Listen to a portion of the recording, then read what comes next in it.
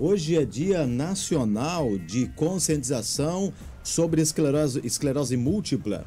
No Brasil, estima-se que 40 mil pessoas sofram com essa doença. A gente está recebendo o médico neurologista, Dr. Felipe William Dias da Silva, que está presidente da Associação de Esclerose Múltipla Joinville, Enjoy, para a gente falar sobre a doença e sobre prevenção também. Dr. Felipe, bom dia, bem-vindo à Jovem Pan Joinville. Obrigado pela sua presença neste feriado.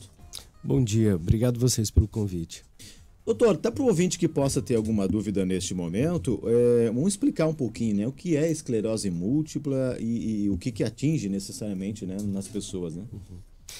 A esclerose múltipla é uma doença neurológica, considerada uma doença desmielinizante, uma doença crônica, inflamatória, que se caracteriza por uma doença autoimune que produz autoanticorpos que acabam atacando ali o sistema nervoso. Algumas partes do sistema nervoso, tanto a nível do cérebro como na própria coluna, isso pode acontecer. E dependendo da localização que essas lesões produzem, pode produzir sequelas. E é mais comum em pacientes mais idosos ou não? Ninguém está livre? Como é que é? É o mais frequente, que a gente fala que é o protótipo da esclerose múltipla, por isso que é uma doença com tanta visibilidade, e ela é mais frequente em mulheres em idade jovem, né? Então, mulheres jovens, principalmente aquelas de origem caucasiana, então esse é o protótipo que a gente vê dos pacientes com esclerose múltipla. Então imagina, né? Uma paciente às vezes, seus 20 e poucos anos, que abre um quadro e de uma hora para outra abre um quadro com algum tipo de déficit neurológico e às vezes mesmo sem aviso prévio, né? De uma hora para outra ela começa com esses sintomas. E aí, doutor, causa principal ou causas principais para esse índice? A gente sabe que essa é uma doença de causas multifatoriais, né? Tem muita coisa que influencia.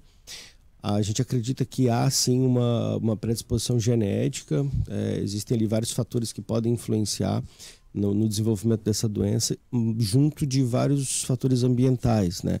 E aí a gente sempre cita algumas infecções virais, principalmente infecções causadas pelo vírus Epstein-Barr, a própria obesidade, o estado inflamatório associado a ela, níveis de vitamina D também a gente já conseguiu relacionar a doença, o próprio tabagismo. Então, assim, é um conjunto de fatores que levam aí ao desenvolvimento da doença, né? A gente acredita que em algum momento tem um gatilho e a partir desse gatilho a doença começa a se desenvolver. Pegando a frase que o senhor bem utilizou agora, vem sem aviso prévio, né? Exato. E aí, doutor, como é que faz a prevenção disso? É a consulta ao especialista? O que a gente pode falar? O que a gente sempre pede para esses pacientes é que, assim, se você apresentar qualquer sintoma, que a gente fala, sintomas sensitivos, sintomas motores, ou seja, alguma parte do corpo que você tem alteração de sensibilidade, alguma fraqueza em alguma parte do corpo, alterações visuais, por exemplo, baixa da acuidade visual, dor à mobilização dos olhos, e que esses sintomas durem mais do que 24 horas, por favor, procure um profissional neurologista. Tá? Independente, se você, mesmo que não seja um paciente jovem. Hoje, por exemplo, às vezes a gente faz diagnósticos tanto em pacientes mais jovens, por exemplo, em idade pediátrica, apesar de não ser o mais frequente, mas às vezes a gente faz também em pacientes com uma idade um pouco mais avançada, né? Então isso pode acontecer. Outra coisa que a gente tem visto também bastante são pacientes que fazem exames de imagem por qualquer motivo, ou seja, nunca teve um sintoma ou nunca valorizou esse sintoma. Faz uma ressonância por uma dor de cabeça, por exemplo. E aí tem lá, aparecem algumas lesões que nunca deram sintomas e são lesões características da doença. Então, tem esses dois perfis, né? Perfeito. Doutor, o senhor citou sobre a questão da vitamina D, né? Daí deixa eu tirar uma dúvida com o senhor aqui sobre essa questão da vitamina D. Como é que se repõe isso? É medicação? Porque a gente ouve falar, olha, tem que pegar sol para vitamina D.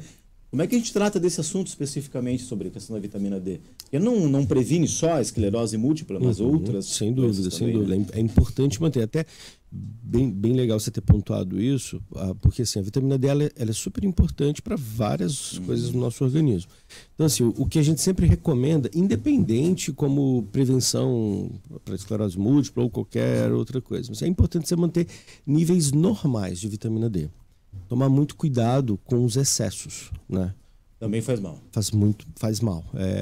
A gente às vezes tem pacientes que até tem uma ideia um pouco errada. Hoje em dia tem até alguns protocolos que não são baseados em evidência, que usam valores muito altos de reposições de vitamina D, e isso não é o ideal. O ideal é você manter ela no valor normal. Tá? Qual é a consequência se tiver o excesso, hein, doutor? De vitamina D, por exemplo. Então, a vitamina D, às vezes, ela se deposita no nosso organismo e ela fica ali. Então, ela pode levar, por exemplo, a uma insuficiência renal. Perfeito. Tá? Então, já tivemos pacientes que participam desses chamados protocolos aí de reposição com altas doses, pacientes que acabam fazendo insuficiência renal por causa de excesso de vitamina. Então, o ideal, assim, eu acho que o bom senso sempre prevalece, né? Então, é manter em valores normais, né? A vitamina D nem muito baixo, mas também nada de fazer reposições acima do ideal.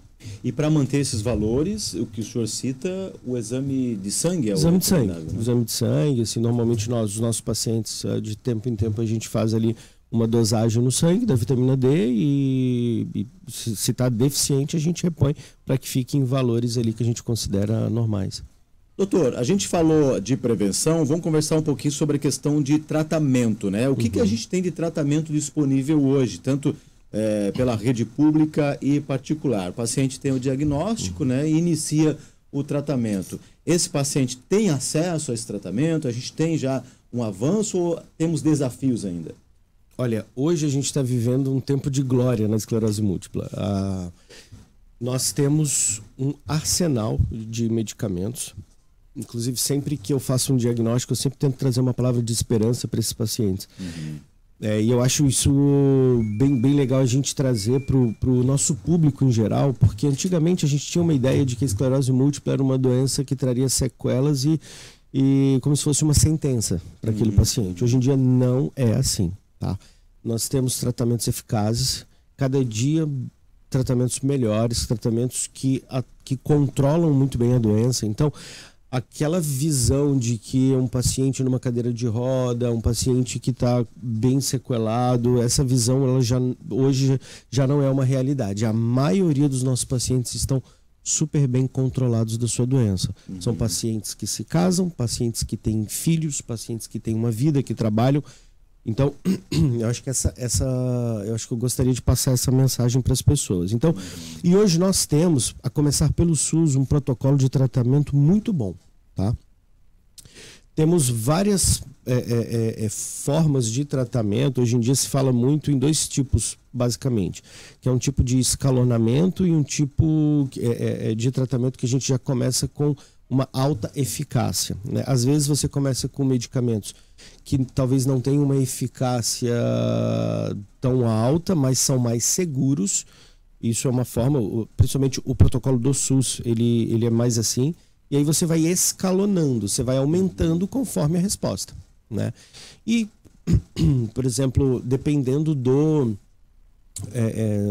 se é pelo plano de saúde, né? Você às vezes consegue já iniciar com um tratamento de alta eficácia, né? Que hoje aparentemente traz melhores resultados para esses pacientes quando você já inicia com um tratamento de alta eficácia.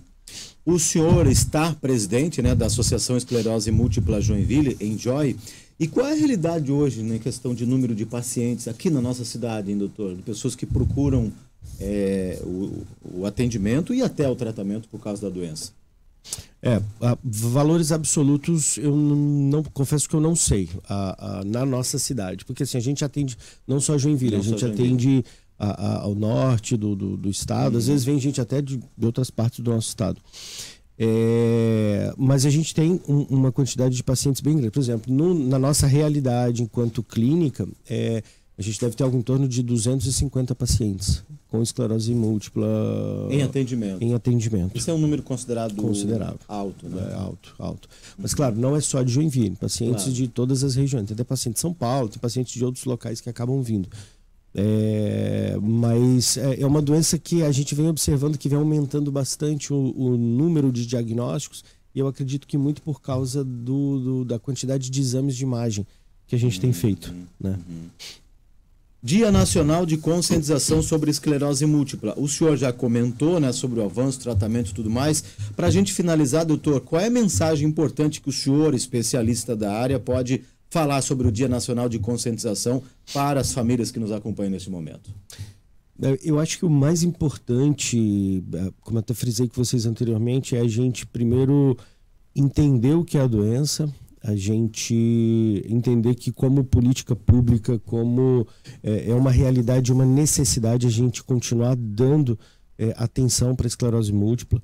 Os programas do governo federal são ótimos, mas eu acho que a cada dia, como todos os dias vem surgindo medicamentos novos e cada vez mais eficazes, a gente precisa utilizar de tudo isso para a gente tentar incorporar ao SUS. Porque assim, são medicações muito caras, dificilmente alguém vai comprar.